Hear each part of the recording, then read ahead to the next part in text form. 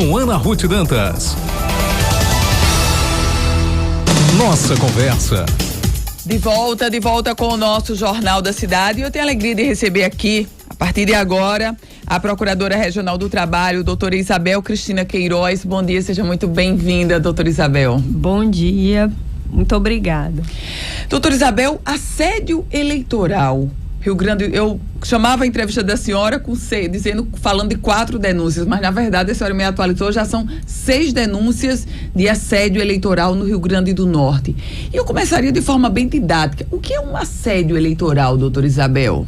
Bom, o assédio eleitoral, como todo assédio, como assédio moral, assédio sexual, é um constrangimento, uma humilhação que o empregado, ou um terceirizado, ou um estagiário passa dentro do seu ambiente de trabalho, que constitui um ilícito trabalhista. Pode ser uma coação, fazendo com que ele receba ameaças de demissão se não votar nesse ou naquele candidato. Pode ser ameaças de suspensão, de advertências, caso ele não se vincule a um determinado candidato nessas eleições.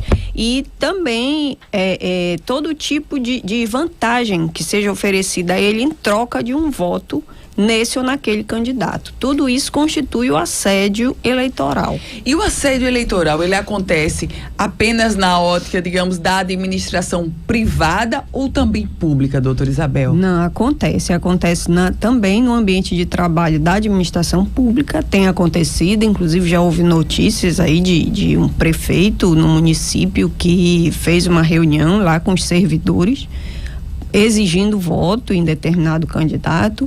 E também, mas a maior parte dos ilícitos que nos tem chegado, a grande parte, é exatamente na administração privada. Esses ilícitos que chegaram até o Ministério Público do Trabalho, eles dão conta de quê exatamente, doutora Isabel? É ameaça de demissão ou é oferta de promoção? É o que exatamente? Até para que ficar mais claro para os nossos ouvintes. É isso, houve ameaça de demissão, houve retenção de CTPS, houve também... CTPS é a carteira de trabalho. Carteira de trabalho. Houve ameaças também de suspensão, de advertência, de redução do cargo do empregado na empresa e também com promessas de vantagens salariais, vantagens de alguma gratificação, algum benefício, até promoções. Então, isso tudo em troca de um voto certo no candidato. Ocorre que isso, na verdade, não adianta nada, porque, afinal das contas, quem vai para a cabine é só o eleitor. E o empregador só está expondo o nome da empresa ou da entidade pública, está passível de pagar multas, indenizações e nem sabe se isso vai adiantar, porque na hora da cabine quem vai votar é o trabalhador e ele pode votar em quem ele quiser, uma vez que o voto tem que ser assim, né? Secreto. É assim que nós temos a soberania popular constitucionalmente prevista. Tem que ser, e a democracia também. Então, o voto é livre e secreto. Então, ninguém vai conseguir, mesmo que queira, vincular esse voto de alguma forma. Doutora Isabel, como é que essas denúncias chegam ao Ministério Público do Trabalho, a senhora como Procuradora Regional do Trabalho? E mais, a partir da denúncia que chega ao Ministério Público do Trabalho, como o Ministério Público age, doutora Isabel? Pois é importante que, ao fazer a denúncia, o trabalhador, o terceirizado ou o prestador de serviço, ele reúna o máximo possível de provas, de indícios graves do que está acontecendo, como, por exemplo, áudios, gravações, testemunhas, e reduz a termo essa denúncia, que pode ser pelo nosso site, dentro da nossa intranet, que é o mpt.mp.br,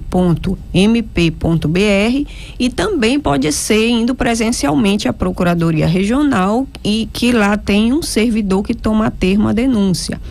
Com isso, ao receber a denúncia, o procurador vai observar, primeiro, os termos da denúncia, se ela tem todos os elementos necessários para se iniciar uma investigação, como o local, do que aconteceu, as pessoas que estavam presentes, como foi feita. Não pode ser uma denúncia muito genérica que não permita uma investigação, porque o procurador, ele vai tomar ali, vai chamar a empresa se for necessário, ou vai encaminhar uma recomendação para que a empresa pare com a prática, cesse com a prática. O intuito do Ministério Público do Trabalho, inicialmente, é prevenir o assédio ou fazer com que ele cesse, sem precisar da busca do judiciário, do máximo, que é o ingresso com a nossa ação civil pública. Então, nós vamos procurar conversar com a empresa, prevenir, demonstrar que isso é um ato completamente ilícito, é um ilícito trabalhista e que ela não pode continuar com a prática. E se a prática já gerou algum dano a algum trabalhador, aí sim podemos ir atrás de reparar esse dano. E esse dano, ele é reparado na Justiça do Trabalho? Eu faço essa pergunta por quê? Porque envolve uma questão eleitoral. Como é que acontece esse entrelaçamento do eleitoral com o trabalhista, doutora Isabel? Pois é, nós, dentro do Ministério Público do Trabalho, atuamos na Justiça do Trabalho. Então, portanto, o que nós estamos investigando nesses casos é o ilícito trabalhista, que vai gerar indenizações no âmbito trabalhista, seja o dano moral coletivo, seja um dano individual para o trabalhador, seja uma astrente para que a empresa pare de praticar, se não paga multa diária.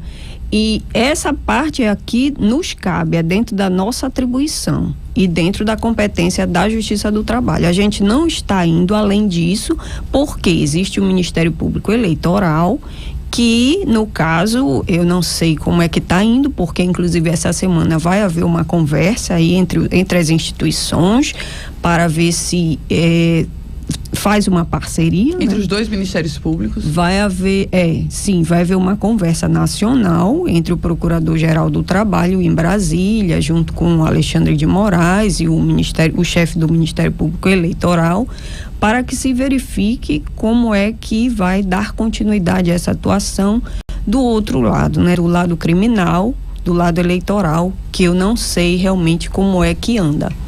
Doutora Isabel, e nesse contexto, as 6 investigações que estão em curso aqui no Rio Grande do Norte, elas estão em que fase? Ou seja, estão na fase de recomendação do Ministério Público, ou já estão literalmente em investigação mesmo, ou seja, podem culminar com punições na Justiça Trabalhista? Bom, as investigações, pelo que se tem notícia, foram distribuídas a procuradores diversos e já foram encaminhadas algumas recomendações, mas os demais passos eles estão verificando. Agora realmente está numa fase inicial, até porque elas chegaram há pouco tempo. Então está numa fase de reunir provas, de ouvir a empresa, de pegar depoimentos. Então realmente está numa fase ainda inicial. Vários comentários aqui nas redes sociais e as pessoas perguntando sobretudo como denunciar. Como denunciar, e aí alguns internautas fazem comentários sobre gestão pública e sobre gestão privada. Como denunciar, doutora Isabel, esses casos de assédio eleitoral? Bom, você pode entrar no nosso site, que é o mpt.mp.br, como eu falei ainda agora, e lá tem um link escrito denúncia. E ali naquele link você clica e faz a sua denúncia, reduz a termo e junta os documentos, as gravações, os áudios, tudo que você tiver indicando o local em que aconteceu, as pessoas que estavam presentes, para que o procurador possa ter indícios de buscar essa investigação e uma estratégia de investigação. A gente conversa com a Procuradora Regional do Trabalho, doutora Isabel Cristina Queiroz. Doutora Isabel, a senhora é uma procuradora já com larga experiência. Esses casos de assédio eleitoral no estado do Rio Grande do Norte, nesta eleição de 2022, eles surpreendem ou, na verdade, toda eleição a gente tem esse tipo de prática, infelizmente? Não, eles estão bem maiores. Agora nós já temos nacionalmente 365 denúncias no Brasil. 365 os estados do Sul e Minas Gerais também são os que lideram nas denúncias.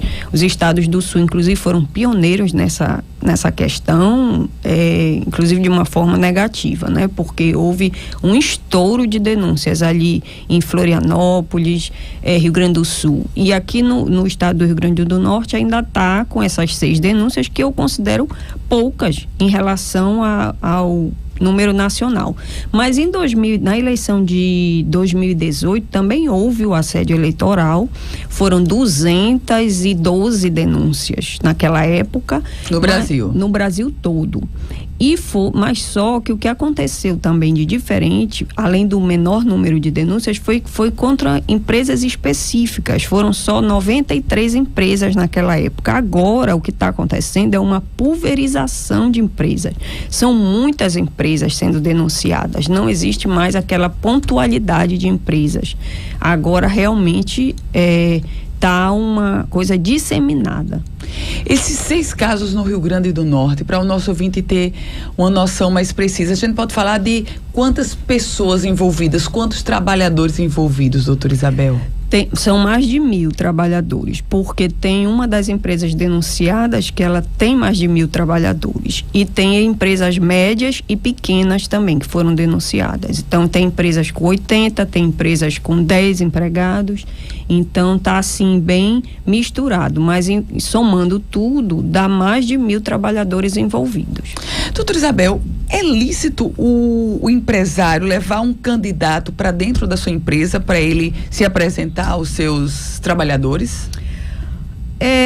Não chega a ser um ilícito, porque ele pode levar para que esse candidato apresente suas propostas, mostre seu trabalho de uma forma como é feita a própria propaganda política ao eleitor, né? Ele vai na televisão, mostra suas propostas, mostra seu trabalho, tudo bem, até que não chegue ao ponto da coação, do constrangimento, da humilhação, da proibição de manifestação política, porque o trabalhador tem o direito de ter sua opinião política. E isso não pode ser vedado a ele, e nem que ele sofra alguma discriminação no ambiente de trabalho por motivo político. Então, isso é que é proibido. Agora, não é proibido, claro, os candidatos visitarem a empresa, mostrarem suas propostas, principalmente se forem grandes empresas, às vezes acontece isso.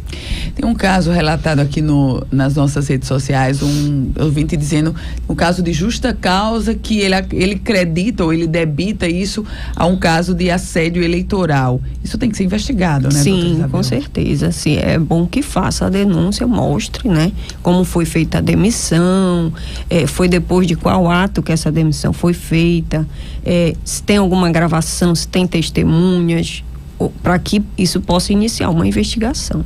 No interior, a gente sabe que tem muitas pessoas ainda com dificuldade de manusear as redes sociais, enfim, sites e tudo. No interior, eles podem buscar as sedes da Procuradoria do Trabalho, doutora Isabel? Sim, podem ir em Natal, né, se quiserem presencialmente. Natal aqui em Lagoa Nova, não é isso? Perto do Nordestão, aqui da Salgado Filho. E tem também as Procuradorias do Trabalho nos municípios de Mossoró e Caicó.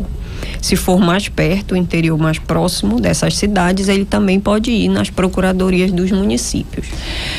Doutora Isabel Cristina Queiroz, Procuradora Regional do Trabalho. Muito obrigada, doutora Isabel, por sua entrevista aqui no Jornal da Cidade, e um excelente dia. Eu que agradeço. Bom dia, bom trabalho aí, Ana Ruth. Bom trabalho, muito obrigada e boa semana.